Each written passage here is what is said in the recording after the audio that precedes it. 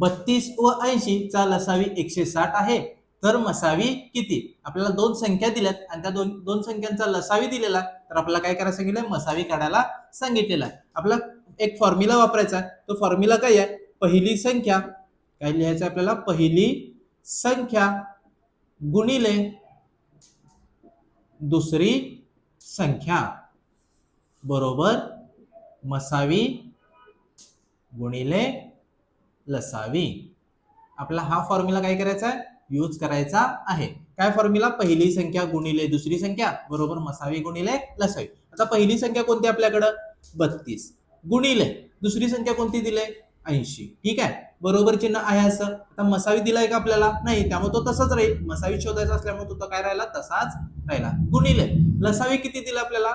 160. ठीक आहे, दिलेल्या व्हॅल्यू आपण काय केल्या? लिहून घेतल्या. आपल्याला काय करायचं? मसावीची किंमत काढायची आहे, त्यामुळे हे गुणाकाराचं 160 या बाजूला आले तर काय होणार आहे?